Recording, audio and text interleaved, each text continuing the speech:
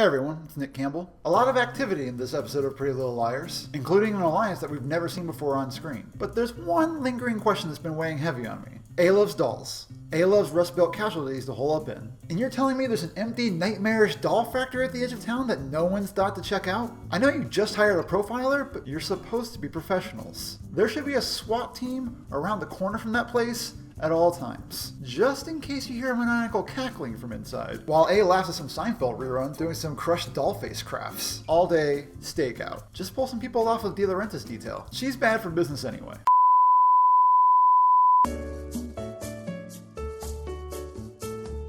The ineptitude of the banana guard aside for a minute. While the episode was airing on the East Coast, I got an SOS text from my friend Noel. And I was surprised, because 13 minutes in, he could barely be outside the coffee shop or bedroom debriefing the liars have every week. Then, 3 hours later, lo and behold. I don't want to perseverate on this too much, but showing us two secret entities in the same room at the same time, it's kind of a big deal. One, because it shows that they're independent of each other, like one's not just wardrobe changing into the other. Two, they're working as a team. 3, the last time we saw a Redcoat was when Allison and Cece were playing Hide the Queen in Ravenswood.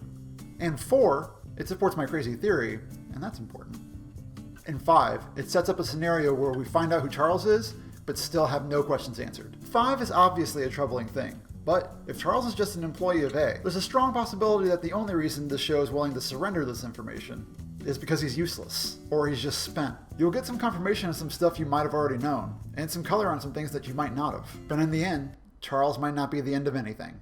Huzzah! So, steel yourself for that one. Meanwhile, the crack team of Spencer and Hannah are moving forward with their solid detective work, and building a stronger case for why we can ditch these other liars, and just have the Spencer and Hannah Detective Hour. I think you're being a little bit paranoid.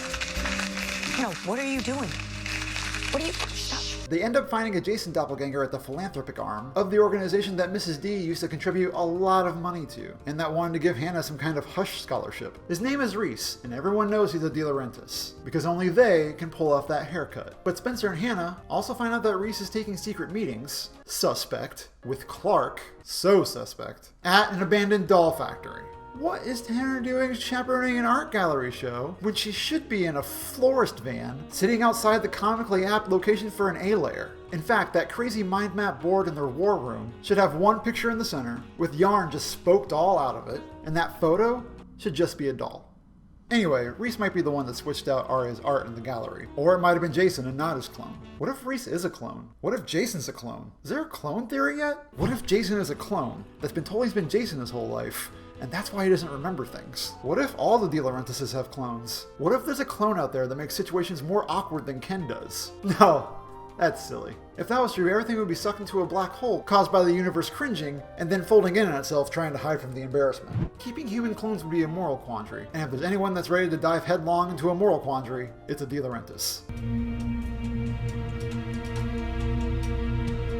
Is this thing that she has or had with the hapless simpleton Lorenzo actually a long con? Or did Allie think that she could nurture someone back to health and have a normal relationship? My brain says that was a grift from the start, but my heart says, no, it says that she's uncontrollably manipulative and probably got a good man, a bad cop, but a good man, fired. And I would have done the same thing anyway. And finally, I want to talk about expectations. This episode had plenty of good stuff in it. Emily and Arya just being friends and dishing about prom and Sarah. Finally, some recognition that being nude on the slab was traumatizing.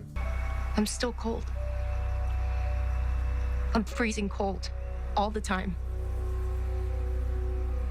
And Ella's bloodthirst for vigilante justice. But I get the sense that this episode's being overlooked. In fact, most of the season's being overlooked as all eyes turn toward episode 10.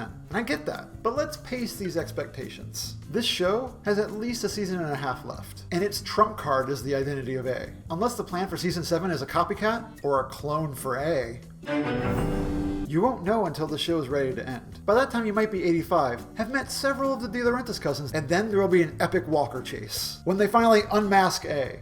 And then Troy and Belisario breaks character to lament all of her wasted youth. I'm just saying you need to pace your expectations. What can you really hope to know at this point of the story? What color can be feasibly added to this canvas? Who are the people in the outrigger? Wait, that's the wrong show. The point is not to set yourself up for failure. If all you think you need to do is limp into episode 10, and that you'll have every answer that you dreamed of, you're going to be shocked at how much you don't know, and angry at leading yourself astray, and then disappointed at the time that you lost, before getting all blamey and plotting, and then you'll find an avenue for revenge. And man, is it going to be sweet. Like years of all-day, everyday revenging. But you'll need to set up shop somewhere. Somewhere that'll match your state of mind, while also entertaining some of the themes of your grandly constructed vengeance. And you'll suddenly remember that abandoned doll factory at the edge of town, because you know the police will never look in the most obvious places. Well, as long as you're in Rosewood. Your mileage may vary with well-trained professionals that don't have straw for brains. Thanks for watching. Hey everyone, if you like this video, don't hesitate to give me a thumbs up. Send a comment. It's spilled everywhere. Also, if you want more videos like this, go ahead and subscribe. There are only 2 episodes left of this Summer of Answers, and I'm looking for other shows, so if you've got any suggestions, put them down in the comments below. I'm really very wet.